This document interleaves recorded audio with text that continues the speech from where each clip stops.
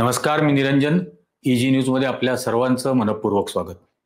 सगळ्यात पहिले तर टायटलवरूनच तुमच्या लक्षात आलं असेल की राहुल गांधींनी सात्यकी सावरकरला सातत्याने अडचणी आणायला सुरुवात केली.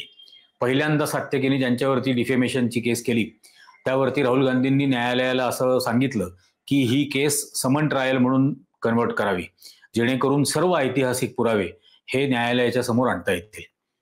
त्यानंतर तुम्हाला आठवत असेल मी एक भाग केला होता आणि या निमित्ताने ही समन ट्रायल झाल्यानंतर राहुल गांधींना काय काय पुरावे आणता येतील आणि हे सगळं त्याच्यामध्ये मी बोललो होतो. असे अनेक पुरावे माझ्याकडे आहेत, ते मी त्यांना द्यायला तयार होतो. त्यानंतर मी राहुल गांधींचे जे वकील आहेत पुण्यातले त्यांच्याशी पण सातत्याने संपर्कात आहे. आता राहुल गांधींच्या वकिलांनी म्हणजे पहिल्यांदा सात्यकीने असं म्हटलं की ही समन ट्रायल कन्वर्ट करू नका. नंतर न्यायालयाने त्याला परवानगी दिली. परवानगी दिल्यानंतर राहुल गांधींनी आता आणखीन एक ॲफिडेव्हिट न्यायालयामध्ये सादर केलंय आणि त्यात त्यांनी सात्यकी सावरकरांनाच जाब विचारलेला आहे या सगळ्यात. आता मुळामध्ये ही जी पिटिशन पहिल्यांदा फाईल झाली आणि माझ्याकडे हे सगळेच पेपर्स आहेत, म्हणजे पिटिशन आहे, राहुल गांधींची ॲफिडेव्हिट्स जी सबमिट केली ते आहेत, जे काय अनेक्शर्स त्यांनी जोडले त्याची एक यादी आहे आणि राहुल गांधींनी काय काय प्रश्न उपस्थित केले हे सुद्धा आहेत. राहुल गांधींचे पुण्यामध्ये जे आता वकील आहेत ॲडव्होकेट मिलिंद पवार, त्यांच्या वतीनं हे ॲफिडेव्हिट न्यायालयामध्ये सादर केलं गेलेलं आहे आणि फिर्याद दाखल करत असताना सात्यकी सावरकर यांनी त्यांच्या वडिलांच्या बाजूची पूर्ण वंशावेळ ही त्याच्यामध्ये वंशावेल ही त्याच्यामध्ये दिलेली होती. आणि मी पहिल्यांदा इनफॅक्ट न्यूज लॉन्चरवरती तो माझा इंटरव्ह्यू झाला होता ही केस दाखल झाल्याबरोबर. त्या दिवशी मी पहिल्यांदा हे म्हटलं होतं की सात्यकी सावरकर कोण हे तर पहिल्यांदा समजू द्या. म्हणजे सात्यकी सावरकरांनी ॲफिडेव्हिटमध्ये असं म्हटलेलं आहे की ते नारायण सावरकर, सावरकरांचे सर्वात धाकटे भाऊ नारायण सावरकर यांचे नातू आहेत आणि त्यांच्या आईचं नाव हिमानी सावरकर आहे, वडिलांचं नाव काय अशोक सावरकर आहे वगैरे.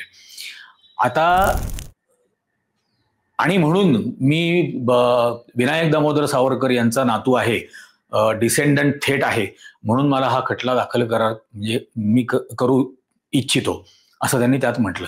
आता ही एकच बाजूची वंशावेळ दिली वेल आणि म्हणून राहुल गांधींनी आता जे ॲफिडेव्हिट दिलेलं आहे त्यात त्यांनी असं म्हटलंय की यांच्या आईच्या बाजूनी असलेली जी वंशावेल आहे त्याचीही संपूर्ण माहिती ही सुनावणीसाठी अत्यंत आवश्यक आहे आणि अशी कुठली माहिती ही न्यायालयापासून दडवायची, लपवायची, सांगायचीच नाही.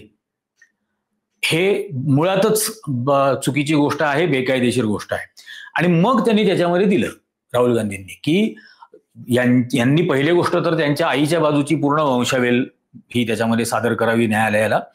याचं कारण यांच्या आईचं नाव हिमानी सावरकर जरी असलं आणि त्या नारायण सावरकरांच्या मुलाची त्या पत्नी जरी असल्या तरी हिमानी सावरकर यांचे वडील, कारण आता त्या हयात नाही आहेत, हिमानी सावरकर यांचे वडील हे गोपाळ गोडसे जे महात्मा गांधींच्या खुनाच्या खटल्यामध्ये जन्मठेप झालेले आरोपी होते. म्हणजे गुन्हा त्यांच्यावर साबित झाला होता, त्या गुन्ह्यामध्ये सहभागी असल्याचा. त्यांच्यावर आणि करकरेला दोघांना जन्मठेप झाली होती. नारायण आपटे आणि नथुराम या दोघांना फाशी झाली होती.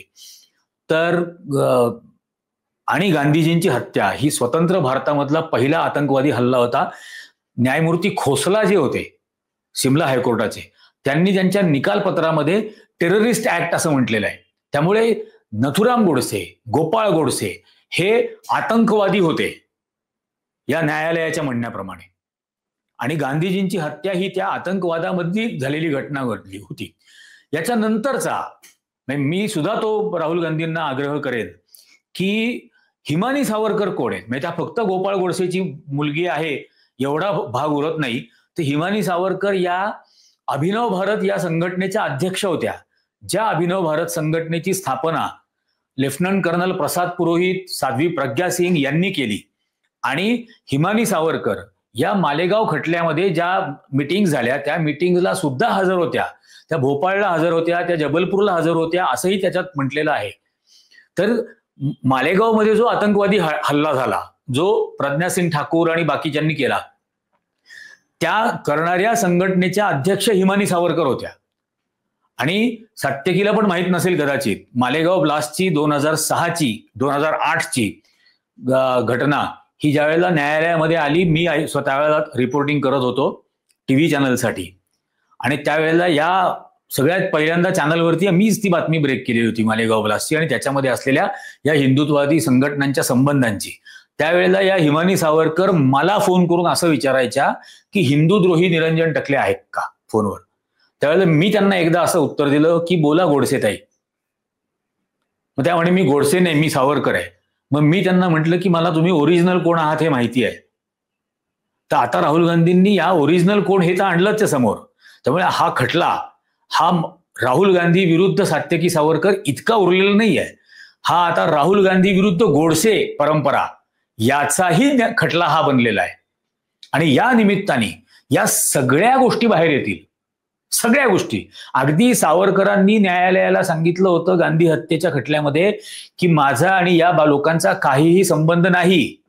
या गोपाळ गोडसेचे वकील हे PL इनामदार हे यांना सावरकरांनी, विनायक दामोदर सावरकरांनी भेटायला बोलावलं होतं तिहार जेलमध्ये.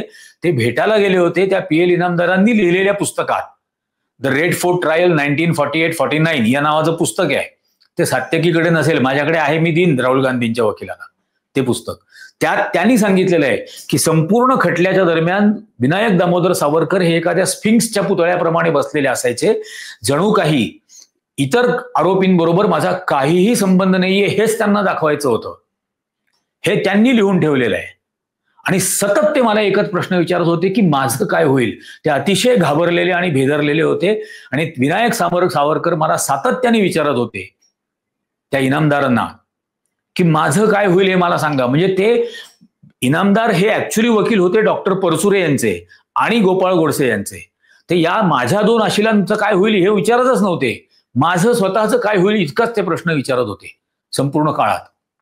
आणि जाणीवपूर्वक स्फिंक्सच्या पुतळ्यासारखं माझं काही इतर आरोपींशी संबंध नाहीये असा एक पूर्ण एक्सप्रेशन लेस असा चेहरा घेऊन ते बसलेले असायचे. आता ते येईल. न्यायमूर्ती खोसलांच्या पुस्तकामध्ये त्यांनी दिलेलं आहे की फाशीच्या दिवशी आणि आदल्या दिवशी ज्यावेळेला डेथ वॉरंट वाचून दाखवायला ते गेले त्यावेळेला हा नथुराम गोडसे, सात्यकी सावरकरचे चुलत आजोबा, महात्मा गांधींचे खुनी नथुराम गोडसे असं म्हणाले की संपूर्ण खटल्यादरम्यान तात्यारावांचा निदान एक तरी स्नेहपूर्वक दृष्टिक्षेप किंवा एखादं छोटंसं स्मितहास्य तरी आम्हाला लाभेल असं वाटलं होतं, पण तात्यारावांनी आमची पूर्ण निराशा केली असं म्हणून त्याला रडू आलं. हे सात्यकीला माहित नसेल, वाचलं नसेल कदाचित खोसलांचं पुस्तक. ते पण येईल समोर या निमित्ताने की याच्या चुलत आजोबांच्या बरोबर याचे चुलत काका काय ते चुलत आजोबा विनायक सावरकर हे कसे वागले हे त्याला माहित नसेल. आता ते कळेल. या निमित्ताने न्यायालयासमोर ती पुस्तकांमधले उतारे पण येतील. अशा खूप गोष्टी आहेत. या अभिनव भारतच्या निमित्ताने सगळे कागदपत्र येतील. हे आलेच पाहिजेत. कारण हे असे बुरखे पांघरून होणार नाही या गोष्टी. बाकी सावरकरांच्या बद्दल राहुल गांधी जे काही बोलले आणि आता जो काही हिस्टॉरिकल एव्हिडन्स काय समोर आणायचा आहे 1001% तो सगळा समोर आणला जाईल. पण संपूर्ण देशाला हे कळेल की हा खटला फक्त गांधी विरुद्ध सावरकर नाही, हा गांधी विरुद्ध गोडसे सुद्धा आहे. आणि महात्मा गांधींच्या इतक्या वर्षानंतर झालेल्या हत्येनंतर सुद्धा आजही गांधी विरुद्ध गोडसे या विचारधारेचा संघर्ष हे सुरूच आहे आणि सुरू राहील. पण या निमित्ताने हा संपूर्ण पुरावा आता समोर येणार. आणि आता याच्याबद्दल जबाब विचारलाय सात्यकीला, न्यायालयाने विचारलाय. तो माझ्या मते काहीतरी 12 जूनला त्यांना उत्तर द्यायचं आहे की अशा गोष्टी ज्या लपवल्या आहेत त्या. त्याच्यानंतर त्या भाषणाची काही कोर्टामध्ये त्यांनी व्हिडिओ सीडी दिली आणि राहुल गांधींच्या वकिलाकडे एक पेनड्राईव्ह दिला, जो पेनड्राईव्ह ओपनच होत नाहीये. हा काय प्रकार आहे. जे दाखल केलं मग ते कोणाकोणाची ॲफिडेव्हिट असतील, कुठल्या याचे ट्रान्सक्रिप्ट असतील, copies of male, WhatsApp messages वगैरे जे काही कंप्लेनंटनी दिलेलं आहे किंवा ते कोण राहुल बंगोंदे, तर याच्या सगळ्याच्या प्रती या मिळाल्या पाहिजेत. या निमित्ताने मी यांना संपर्कही करेन, त्यांना त्याची म्हणजे कॉपी पण देईल, पण आणखीन आहेत. Freedom of midnight, freedom at midnight आहे, लॅरी कॉलिन्स आणि डॉमिनिक लॅपेरीचं. त्याची ओरिजिनल एडिशन माझ्याकडे आहे, ओरिजिनल पहिली. नंतरच्या एडिशनमध्ये बऱ्याच गोष्टी वगळल्या गेल्या आहेत, पण ती ओरिजिनल पहिली एडिशन जी आत्ता जगात मिळते बाहेर, भारतात फक्त ती मिळत नाही. कारण भारतातले हक्क ज्यांनी घेतले त्यांनी तो आक्षेपार्ह जो काही त्यांना वाटत होता तो मजकूर वगळला. पण जगामध्ये उपलब्ध असलेल्या प्रतींमध्ये आजही आणि त्या ओरिजिनल प्रतींमध्ये जे होतं तेही या निमित्ताने राहुल गांधींना न्यायालयासमोर आणता येईल. आणि माझी या राहुल गांधींचे जे वकील आहेत त्यांना मी भेटून ते सगळं देईन, त्या सगळ्या गोष्टी. अशा खूप गोष्टी आहेत, खूप गोष्टी आहेत. अशी अनेक पुस्तकं आहेत ज्याच्यामध्ये या सगळ्या राजकीय आणि व्यक्तिगत या दोन्ही आयुष्यांबद्दलचे खूप धक्कादायक खुलासे आहेत. या सगळ्या गोष्टी देऊ.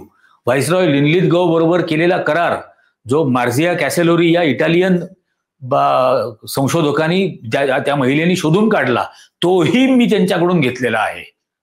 ज्यात अग्रीमेंट केलेलं आहे व्हाईसरॉय लिनलिथगोच्या बरोबर हस्ताक्षरात विनायक सावरकर यांनी, आणि ज्यात असं म्हटलेलं आहे की to fulfil the common objective of the British empire and Hindu Mahasabha I will spend my rest of the life in opposing Gandhi, Muslims and Congress. म्हणजे ब्रिटिश साम्राज्य आणि हिंदू महासभा यांचं समान उद्दिष्ट पार पाडण्यासाठी म्हणून मी माझं उरलेलं आयुष्य हे गांधी, काँग्रेस आणि मुसलमानांना विरोध करण्यात खर्च करेन. ॲग्रीमेंट आहे व्हाईसरॉय लिनलिथगो बरोबर करेल, त्याचीही कॉपी आणू या निमित्ताने, की कसं ब्रिटिशांना कोलॅबोरेट करत होते, कसं ब्रिटिशांच्या बरोबर होते. अशा खूप गोष्टी आहेत. पण या निमित्ताने ही एक अत्यंत अभिनंदनीय गोष्ट आहे की राहुल गांधींनी पहिल्यांदा ही समन ट्रायल म्हणून कन्वर्ट करून घेतली, आणि त्यानंतर आता हा खटला हा गांधी विरुद्ध गोडसे याच विचारसरणीचा आहे हे सुद्धा या निमित्ताने आणलं. गांधीजींची विचारसरणी जी सत्याची होती, जी अहिंसेची होती, जी लोकशाहीची होती, जी धर्मनिरपेक्षतेची होती, जी स्वातंत्र्याची होती, जी समतेची होती, जी न्यायाची होती. आणि गोडसेची मूल्य ही फक्त द्वेष, हिंसा आणि म्हणजे आपण त्याला काय म्हणतो निशस्त्र माणसाची हत्या, गांधीजींसारख्या असत्याची बाजू, धादांत खोटारडेपणा, इंग्रजांबरोबरच सहकार्य. यांनी कुठल्या इंग्रजाला मारलं नाही नथुरामनी, या अतिरेक्यानी. यांनी महात्मा गांधींचा खून केला आणि अखंड भारत नाही झाला, भारताची फाळणी झाली म्हणून केला. मग हा भारत अखंड होऊ नये यासाठी काय काय पत्रव्यवहार होत होता.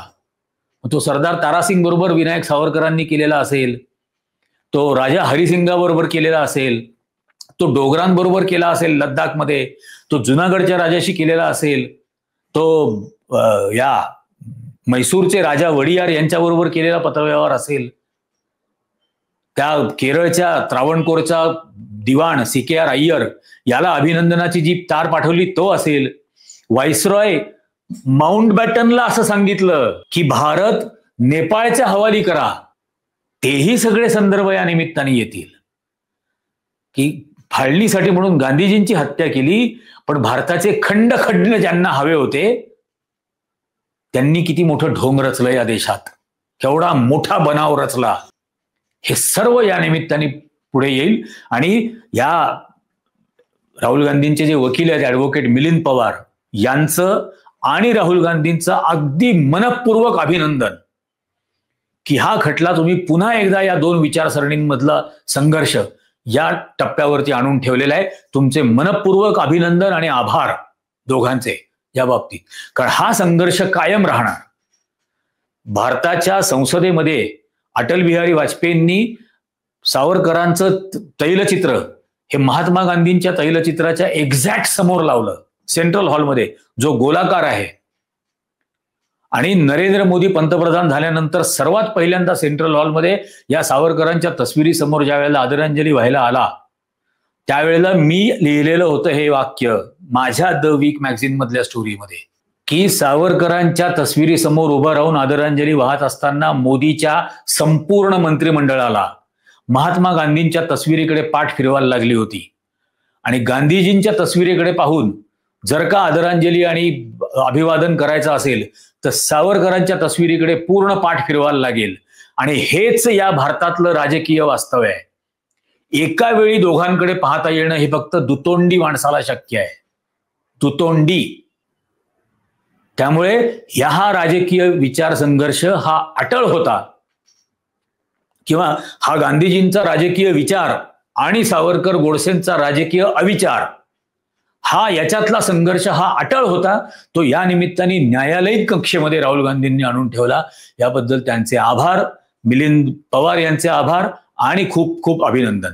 या संघर्षामध्ये जे जे करता येणं शक्य असेल ते संपूर्ण सहकार्य हे आम्ही करत राहू. तुम्हाला या आजच्या भागाबद्दल काय वाटतं तुम्ही नक्की खाली कॉमेंट करून सांगा. या व्हिडिओची लिंक जास्तीत जास्त लोकांशी शेअर करा. जास्तीत जास्त लोकांना चॅनल सबस्क्राईब करायला सांगा. जास्तीत जास्त जणांनी या व्हिडिओला लाईक करा. आजच्या भागामध्ये इतकंच. धन्यवाद.